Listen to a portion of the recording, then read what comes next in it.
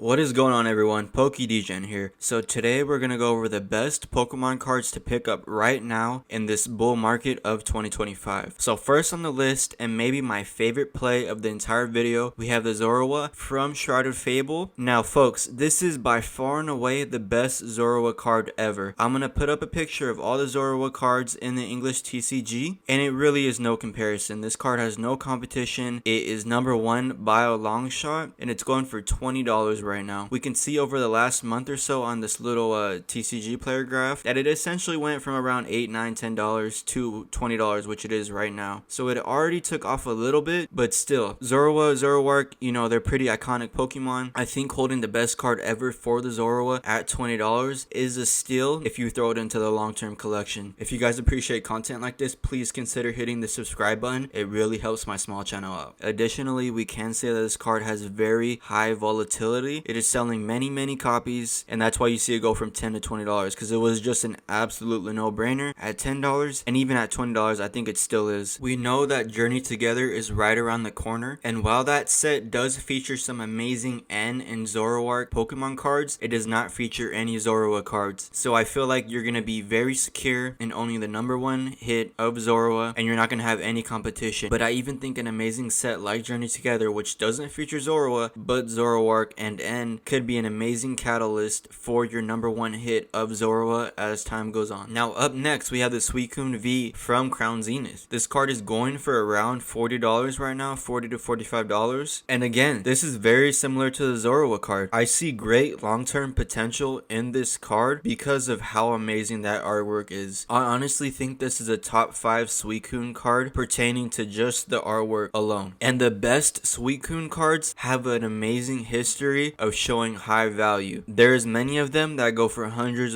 of dollars, and I think this is the first card of its type of Suicune where we can see the card actually setting itself apart from the other options. I really think this is top 5 artwork. I would probably take the gold star over it, but after the gold star, I'm really not sure what would top this card. We can see this card was going for around $25 to $30 for a couple months, but recently people have started to pick up on this card and it's shot to $40. So $10 to $15 more expensive than if you would have bought 1 to 2 months ago. But again, I think throwing this in the long-term collection, I think this is an amazing deal right now. $40 is not a lot, especially when you have a history of the top cards of this Pokemon performing. And it's not like we just have 1 or 2 cards performing, right? We have countless Suicune cards. Granted, they are very old from legendary sets, but they are still performing, and I love that history. Okay, so by far and away the most expensive card that is going to be in this video is the Charizard alternate art from Brilliant Stars. It is $200, so it's going to cost you a pretty penny, but the main thing that I love about this card is it is the only Charizard alternate art ever in the TCG. So you're telling me that you can own the one and only Charizard alternate art for $200. Again, that is a lot of money. As a long-term hold, I do not see a scenario where this card does not perform. And I know there is Charizard tag team cards from the Sun and Moon era. There's a bunch of Charizard cards, but there is no other alternate art like this one that you're going to be competing against. Then we have to keep in mind the Scarlet and Violet era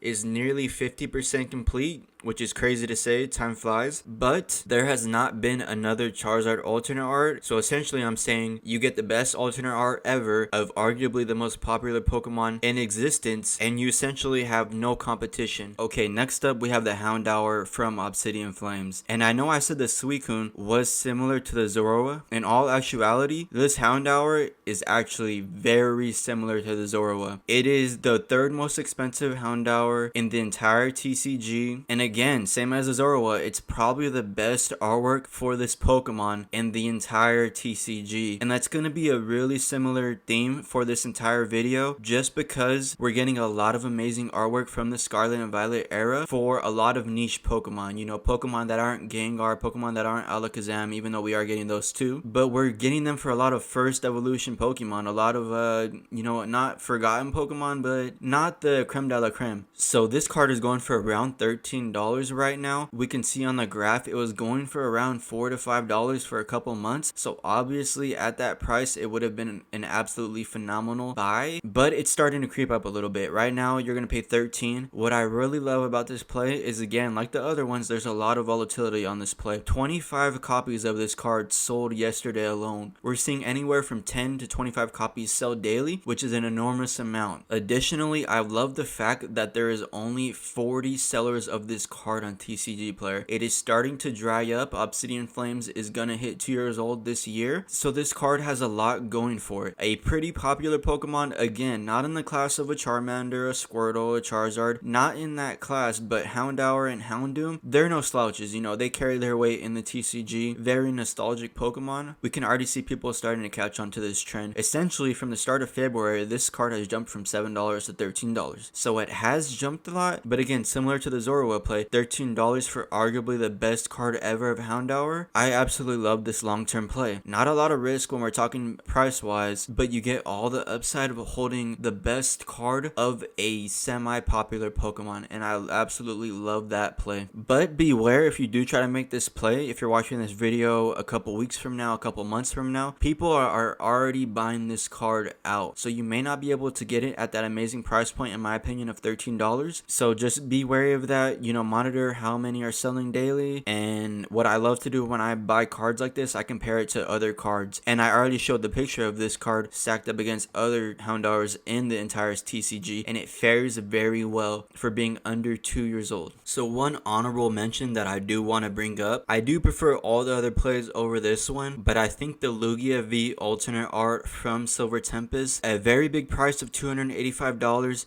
is also a very solid long-term play. We all know what the high-end Lugia cards can do from Neo Genesis. We know the price point on those Lugias can get absolutely insane, but this Lugia card is really something else. I view this in the same class as those Neo Genesis cards, as those $1,000 near mint cards from those legendary sets back in the day. I put this card specifically in that same class, and I think the card speaks for itself. I mean, I'm sure you know about this card, I'm sure you've seen this card, but this card doesn't really need me to explain what it brings to the table. I remember when this card was going for low 150s, you know, basically half of what it is now. So this is actually more far along than the other plays I mentioned. You know, the other plays are up a couple bucks, you know, a couple 10 to 20%, but they haven't doubled up essentially like this card has. So that's why I love the other plays more. I think if you can get this card at $250, you know, maybe make a best offer on eBay, I think it will fare very well as time goes on. Just because, like I said, in my opinion, this is the best Lugia card ever. And that might be controversial to say. You know, we have the Neo Genesis Lugia, we have some amazing Lugias, we have the shiny Lugia. This card is just special, and we know that Lugia demands a premium on its top cards, and I think this card will demand a very high premium as time goes on. We already know the PSA 10 obviously demanding a huge premium, even though there's a lot of PSA 10s out in circulation. So I think if you're looking for a higher end play, something that you want to hold 5 to 10 years down the line, I think this card will do very well for you as a true near mint copy, preferably in that $250 to $260 range if you can make that happen. But anyways, thank you for watching. I really appreciate it, and I hope you have an amazing rest of your Sunday.